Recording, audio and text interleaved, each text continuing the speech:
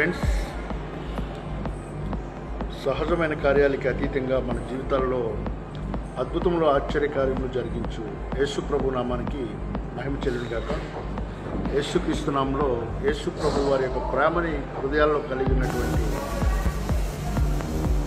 దేవుని బిడ్డలందరికీ కూడా అపోస్తలుడైన పౌలు గారు ఇచ్చిన ఇన్స్ట్రక్షన్స్లో మీ అందరికీ వందనాలు తెలియజేస్తున్నాను. This is evangelist by Joseph Rajkumar. ఈరోజు దేవుడు కొన్ని విషయాలు మీతో బైబిల్ రిలేటెడ్ టాపిక్స్తో మాట్లాడడానికి ఈ రీతిగా అవకాశం ఇచ్చారు.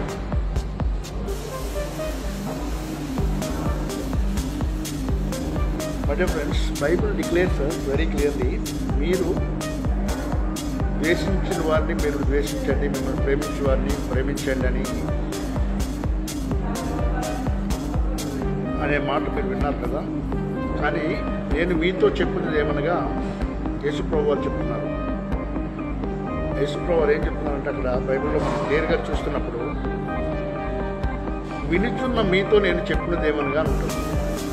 అక్కడ చాలా క్లియర్గా స్పష్టంగా చాలామందికి ఈ లోకంలో యేసుప్రభు వారు చెప్పే బోధలంటే వింటుంటే కష్టంగా ఇబ్బందిగా ఉంటుంది.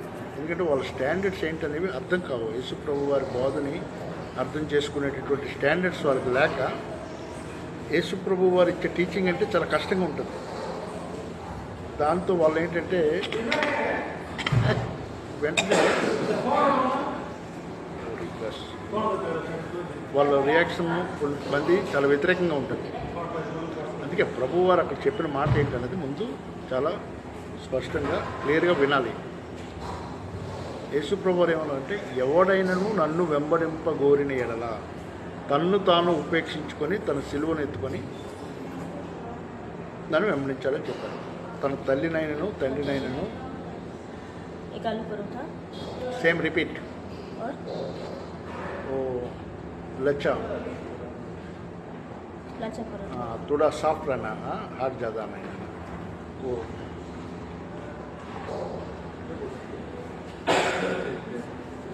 Water bottle.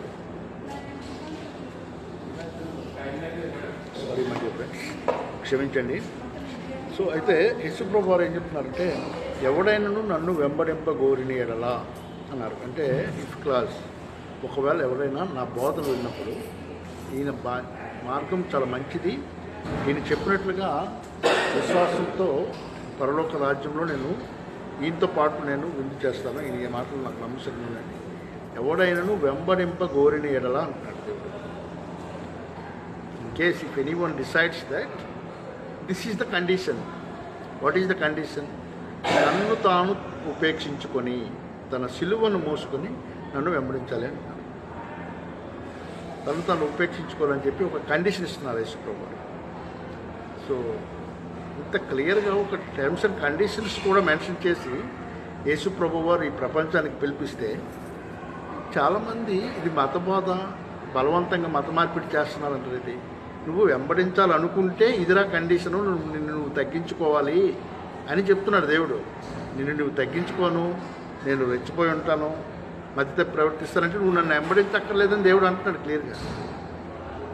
ఎవడైనాను నన్ను వెంబడింపగోరిన ఎడల తన్ను తాను ఉపేక్షించుకోవాలి అని చెప్పి ఒక టర్మ్స్ అండ్ కండిషన్స్ అప్లై చేస్తూ ఓపెన్ కాల్ యేసుప్రభు వారు ఇచ్చారు. ఇక్కడ ఎవరికైనా బలవంతం చేశారా? ఎలాగైనా నన్ను వెంబడించండి, నన్ను వెంబడించకపోతే కాదు అనలేదు కదా. ఒకవేళ నువ్వు వెంబడించాలనుకుంటే నేను చెప్పిన బోధలు పాటించాలి, నువ్వు నేను తన్ను తాను తగ్గించుకోవాలి, తన్ను తాను ఉపేక్షించుకోవాలి.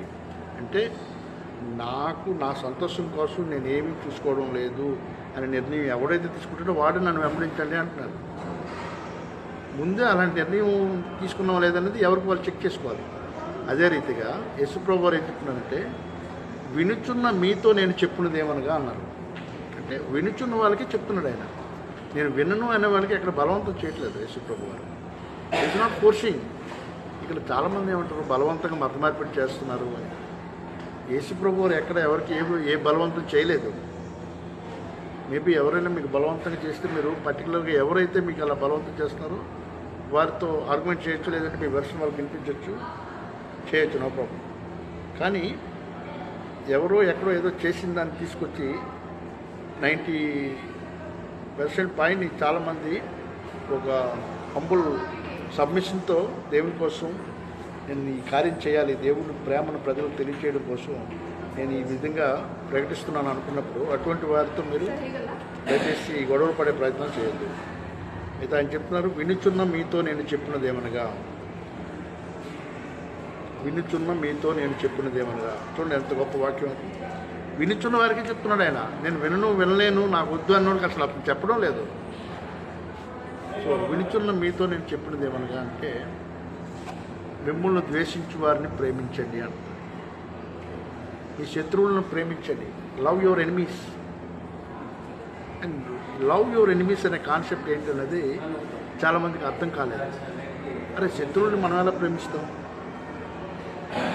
అంటే, దేవుడు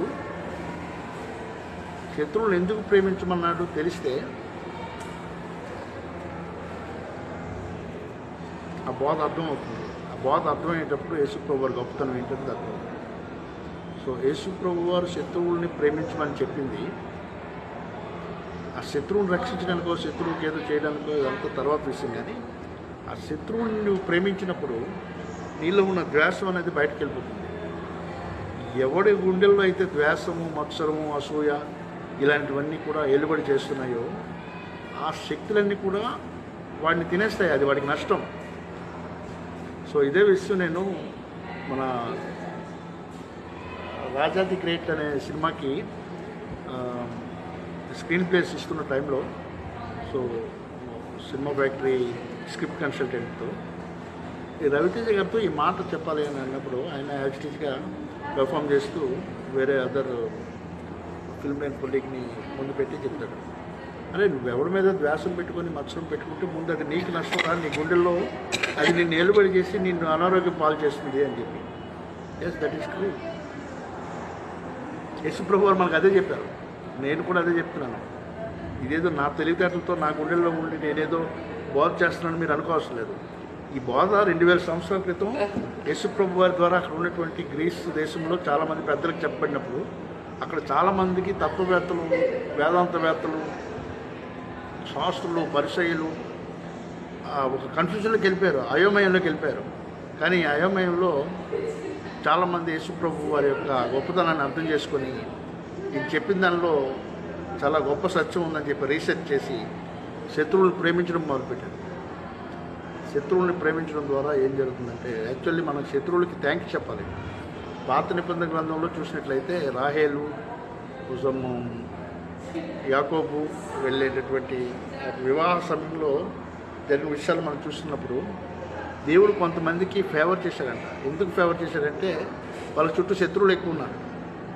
సో దేవుని యొక్క ఫేవర్ మీ మీదకి వచ్చేటట్టుగా, దేవుని యొక్క కాపుదల, దేవుని కనికరం మిమ్మల్ని నిలబడి చేసేటట్టుగా ఆ శత్రువులు వాళ్ళ హృదయాల్లో అసూయలు, మత్సరాలు క్యారీ చేస్తున్నారు. బేసికల్గా అసూయలు, మత్సరాలు అనేవి అనారోగ్యం పాలు చేస్తాయి మనుషులకి.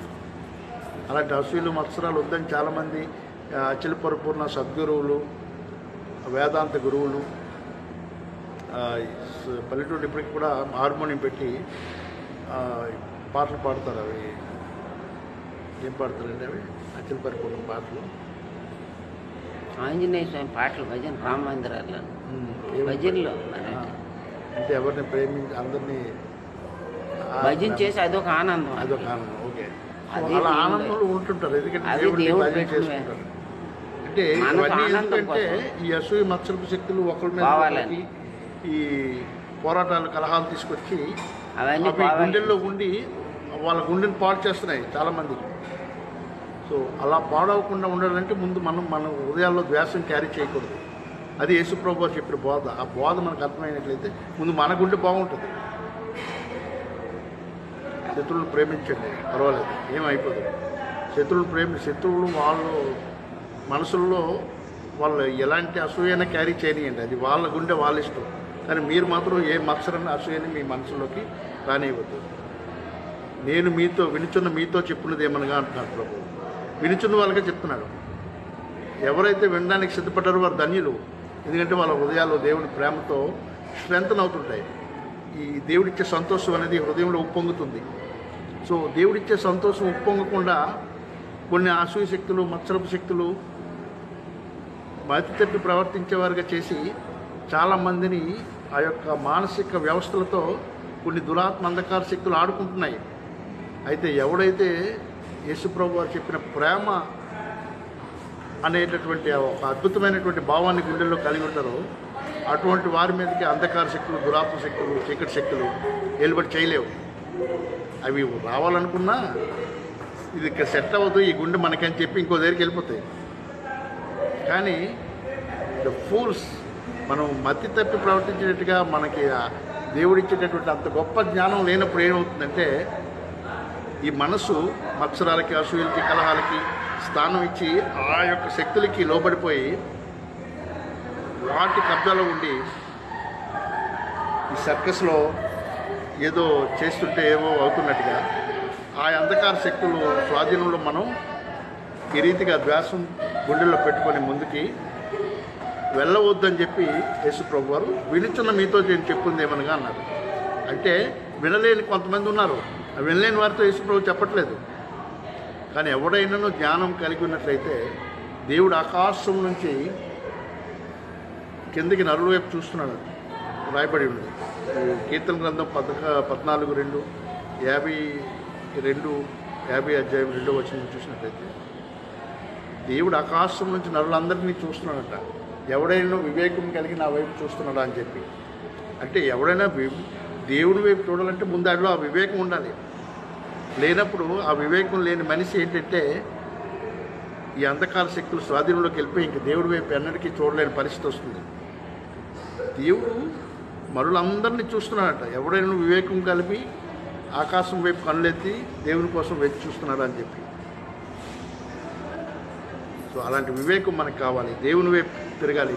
దేవుడిచ్చే బోధనలు నాకు కావాలి. దేవుడు ఎందుకు ప్రేమతో నిండి ఉండేటట్టుగా హృదయాన్ని ఎప్పుడు ఉంచమని చెప్తున్నారు. మీరు ప్రేమ కలిగి నడుచుకోండి అని ఎందుకు చెప్తున్నారు ప్రభు? ప్రేమ కలిగి ఉంటే ప్రయాసపడడి అని చెప్పి ఈ బైబిల్ ఎందుకు బోధిస్తుంది?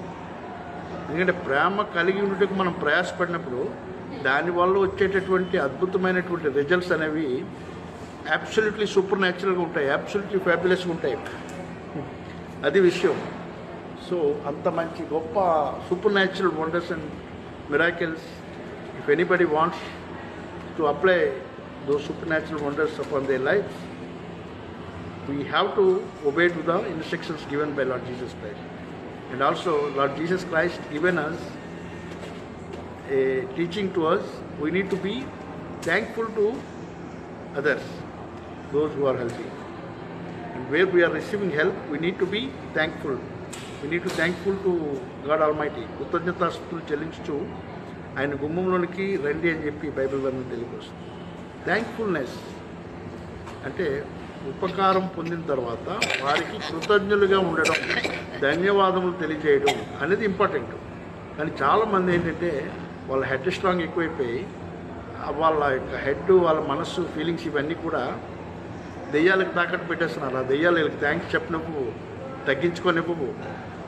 ఒకవేళ తగ్గించుకోవాల్సి వచ్చినా ఈ ప్రపంచానికి షో ఆఫ్ ఇవ్వడానికి యాక్టింగ్ స్కిల్స్తో ఎవరి దగ్గర తగ్గించుకోవాలి వాళ్ళ దగ్గర కాకుండా